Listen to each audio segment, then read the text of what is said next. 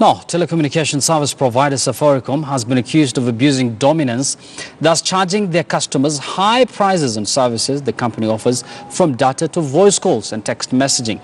Led by the Committee on Communication, Information and Innovation, Safaricom CEO Bob Collymore was tasked by legislators to explain on high charges on data bundles and why consumers are charged different rates on mobile money transfer. Collymore, who was before the committee, has been on a 9-month sick leave, and this was his first public appearance. Let me take you straight to Parliament buildings for that proceeding. 1 GB of Safaricom data is 200 shillings, whereas the market for 1 GB of data is between 80 and 90 shillings.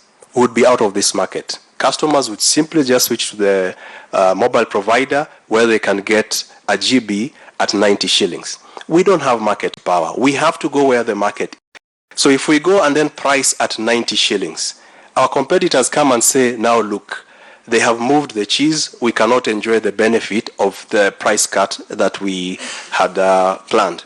The same goes to the comment that was made earlier that a company had done a promo, and then we matched the promo with a price cut, and we matched the price cut with a promo. That demonstrates we don't have market power, because we could have stayed at whatever price that we were at. But we have to respond to where the market is. So we don't have market power. Our prices are consistent with what others are charging. What we said earlier when we read the statement about the interventions that are proposed from the Analysis Mason report is that report wants to take that capacity for Safaricom to respond to the market away from us. So that if the market has moved to 50 shillings per GB, and Safaricom is still pricing at 90, Safaricom cannot change its prices. Why? So it stays artificially expensive while other operators are at 50 shillings. Obviously, Kenyans would move to those operators. But the question we are asking, is that fair to the Safaricom customer? Are you regulating for the Safaricom customer even as you want these other operators to make a profit? A lot of them have gone around saying making losses. They've operated for 7 years or X without profit. How do we know they're not making a profit? The only companies' accounts that are published for public scrutiny are Safaricom's. What is in these other companies' books? So we cannot tell whether or not they're making a loss. We can't take that as a point of departure to come up with interventions that are so strong when we don't know what's really happening there. In our submissions, you'll find out that we've written, when Safaricom had 2 million customers, we made a profit of 4 billion shillings. That was way back in 2004.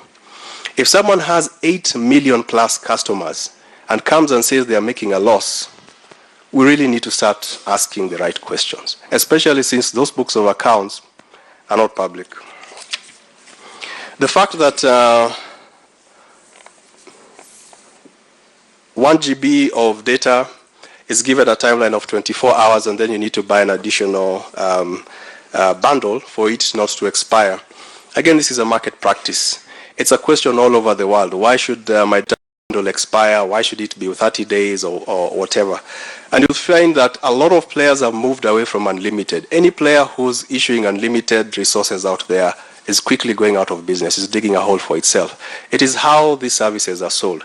They're time-bound. It is access to the network. We're saying that we've given you 1 GB to be accessed within our network today.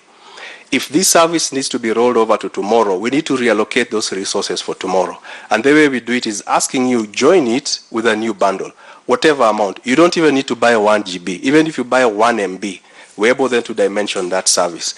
We've kept on doing customer education so that customers by now are aware of this practice.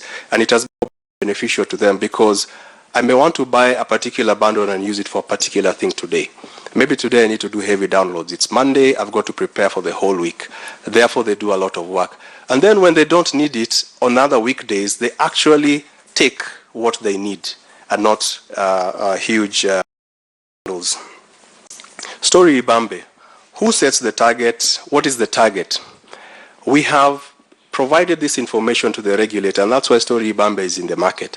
We have shown them how we're able to go to each particular person and say, please spend 10 more shillings above your normal spend. When you do that, we shall reward you with 10 SMSs and 10 days. That algorithm and mechanism is something we have made known to our regulator. And this is how people are selling data bundles and resources in all telcos in the world.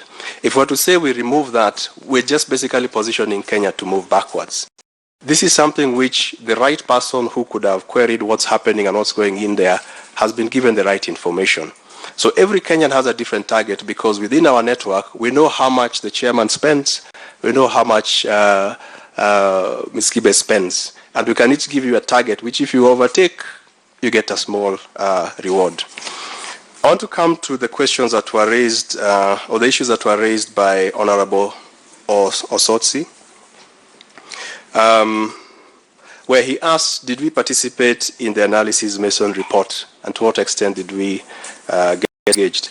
Now, engagement basically means that you can give your views, and your views are given value. We did take part in the process that led to the outcome of this report, but every submission that we gave to the authority was put aside. So you tell us how effective that engagement was. If you give what your input is and it is put aside, and then you go on with a report whose terms of reference were not made known to the market at the get-go, we wrote and asked for them, and whose outcome now is seeking to implement things that will actually impact customers. We have demonstrated it will impact customers. We're not saying Safaricom will be impacted. It is Safaricom's customers. It is you, the ones who have disclosed they have Safaricom lines. You will find that it is more costly to buy bundles in Safaricom than it is to buy in other networks. Is that fair to you? Are you then now forced to move to other operators because of that? Those are the questions we are asking. We are not saying don't impose them because we don't want to be touched. We are asking you because you have a lot of power as legislators. Are you going to do that which will end up punishing your own constituents and the people whom you support?